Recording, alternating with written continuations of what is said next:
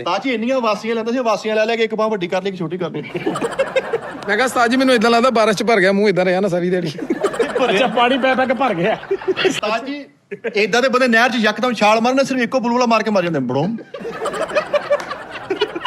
ਝਟ ਕੱਢ ਤਾਂ ਸਹੀ। ਅਬੇ ਜਰਾ ਹੱਥ ਪੈਰ ਤੇ ਮਾਰਦਾ ਨਾ, ਪਤਾ ਲੱਗ ਕੁਛ ਹੈ, ਬਚਾ ਹੀ ਲਵੇ। ਨਹਿਰ 'ਚ ਡੁੱਬਣ ਦਿਆ ਤੇ ਏਡਾ ਸਾਇਲੈਂਟ ਸ਼ਰਾਫਤ ਵਾਂਗੂ ਡੁੱਬਿਆ, ਬਾਹਰ ਆਇਆ ਇੱਕ ਬੰਦੇ ਨੇ ਕਹਿੰਦਾ मेरी ਯਾਰ ਵੀ ਤੂੰ ਚੁੱਪ ਕਰ। बेवकूफ इंसान है। कॉल आ रही मुझे, हैं जी, मेरी वाइफ की कॉल आ रही मुझे, मैं घर वो चले जाते हैं, कोई बात नहीं, उसको भाभी को बोलो भाभी आ। ਨਹਿਰ ਦੇ ਵਿੱਚੋਂ ਬੰਦੇ ਨੇ ਚੁੱਕ ਕੇ ਬਾਹਰ ਕੱਢਿਓ, ਪਾਣੀ ਕੱਢਣ ਤੇ ਕਹਿਣਾ ਓਏ ਆਹ ਨਾ ਕੱਢਿਓ, ਮੈਂ ਘਰੋਂ ਪੀ ਕੇ ਆਇਆ, ਇਹ ਨਾ ਕੱਢਿਓ। ਇਹ ਮੇਰਾ ਆਪਣਾ ਐਡਾ ਬੇਵਕੂਫ ਆ ਯਾਰ, ਇਹ ਕੈਸੀ ਟੈਕਨੀਕਲ ਗੱਲ ਆ।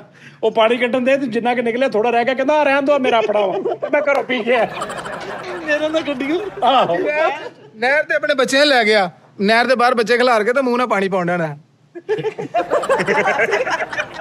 ਇਹ ਕਰੈਕਟਰ ਉੱਥੇ ਹੀ ਸੇਰ ਹੋਇਆ ਉਹਦੇ। ਉਸਤਾਦ ਜੀ ਨਹਿਰ ਚ ਡੁੱਬਣ ਦੇ ਤੇ ਉਹਨਾਂ ਨੇ ਬਾਬਾ ਜੀ ਦਵਾ ਦਵ ਕੱਢ ਕੇ ਬਾਹਰ ਇਹਨੂੰ ਕੀਤਾ ਤੇ 2-3 ਬੰਦੇ ਕਹਿੰਦੇ ਓਏ ਨਹਿਰ ਦੇ ਵਿੱਚ ਦੀ ਚੀਜ਼ ਆ ਇਹ। ਆਹੋ ਤੁਸੀਂ ਬਾਹਰ ਕੱਢ ਲਈ। ਘੋੜੇ ਨੂੰ ਕਹਿਣ ਦਿਆ ਕੰਨ ਚ ਕਹਿੰਦਾ ਤੇਰੇ ਨਾਂ ਦੀਆਂ ਟੂਪਾਂ ਵਿਕਣ ਨਹੀਂ ਆ, ਲੈ ਲੱਖ ਲਾ ਦੇ ਤੇਰੇ।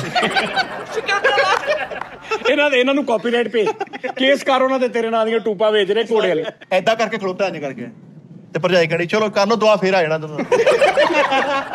ਅੱਛਾ ਉਹ ਵੈਸੇ ਹੀ ਖੜਾ ਸੀ ਹੈ। ਗੜਗੀਲੇ ਦਾ ਮੂੰਹ ਦੇਖੋ, ਏਦਾਂ ਲੱਗਦਾ ਮਾਂ ਪਿਓ ਨੇ ਲਕੀਰੇ ਉਹ ਬਗੈਰ ਹੀ ਬਾਤ ਹਾਸ਼ੀਆ ਦੀ ਲਾ ਪਹਿਲੇ ਨਹੀਂ। ਹਾਂਜੀ ਮੈਨੂੰ ਲੱਗਦਾ ਇਹਨਾਂ ਦਾ ਸਿਰ ਇਦਾਂ ਬਣਦਾ ਰਿਹਾ। ਯਾਰ ਡਾਕੂ ਨੇ ਇਹਨੂੰ ਕਿਹਾ ਹੈਂਡਸ ਅਪ, ਕਹਿੰਦਾ ਮੇਰੀਆਂ ਬਾਵਾ ਦੁਖਣ ਦੀਆਂ, ਕੰਨ ਫੜ ਲਾ। ਉਸਤਾਦ ਜੀ ਬੜਾ ਬਦਕਿਸਮਤ ਆਦਮੀ ਭਾਈ, ਨਹਿਰ ਚੋਂ ਨਾ ਅੱਗੇ ਨਿਕਲਿਆ ਤੇ ਇੰਜ ਨਹੀਂ ਆ, ਵਾਲ ਹੀ ਨਹੀਂ ਆਏ ਅੱਗੇ। ਧੋਨੀ ਦੀਆਂ ਮਾਸੂਮ ਜੁਗਤਾਂ ਹੁੰਦੀਆਂ ਨੇ। ਵਿਚਾਰੇ ਨੇ ਬਦਨਸੀਬ ਆਦਮੀ ਕਮੀਜ਼ ਪਾਈ ਤੇ ਇੱਥੇ ਫਸਾੜੀ ਅੰਜ। ਇਹ ਸਿੱਧੀ ਬਾਤ। ਇਹ ਮਿੱਠੇ ਤੈਨੂੰ ਕੀ ਮਸਲਾ ਵਾ ਭਾਈ ਇਹ ਸਾਡਾ ਤੂੰ ਬਈ ਯਾਰ? चंगा बेटा ਕਮੀਜ਼ ਵੀ ਗਲੇ ਵਾਲੀ ਸਾਈਡ ਤੋਂ ਇਦਾਂ ਪਾਉਂਦਾ। ਨਹਿਰ 'ਚ ਛਾਲ ਮਾਰੀ, ਡੱਡੂ ਨਿਕਲ ਕੇ, ਤੇ ਤੂੰ ਨਾ ਸਕੂਨ ਲੈਣ ਦੇ ਕਿਤੇ ਇੱਥੋਂ ਵੀ ਹੁਣ ਸਾਨੂੰ ਹਿਜਰਤ ਕਰਨੀ ਪੈ ਜਾਣੀ। ਇੱਧਰ ਵੀ ਆ ਗਏ, ਤੇਰੇ ਕੋਲ ਡਰਦੇ ਉਧਰੋਂ ਆਏ। ਪੁਰਾਣੇ ਦੌਰ ਚ ਪੈਪਸੀ ਵਾਲੇ ਖੋਖੇ ਨਹੀਂ ਸੀ ਖੁੱਲਦੇ ਜਿਹਦੇ ਅੰਦਰ ਪਾਨਾ ਸਿਗਟਾਂ ਦੀ ਦੁਕਾਨ, ਉਹਦੇ ਵਰਗਾ ਮੂੰਹ ਕੱਲਾ ਟੱਕਣ ਖੁੱਲਦਾ ਸੀ। ਸਤਾਈ ਖੁਸਰਾ ਨੱਚਣ ਦੇ ਤੇ ਇੱਥੇ 500 ਦਾ ਨੋਟ ਰੱਖ ਕੇ ਉਹ ਆਈ ਆਈਟਮ ਕਰਨਾ। ਖੁਸਰਾ ਕੋਲੋਂ 1000 ਰੱਖ ਕੇ ਕਿਸੇ ਹੋਰ ਕੋ ਕਢਾ ਲਈ ਹੋਏ ਨੇ।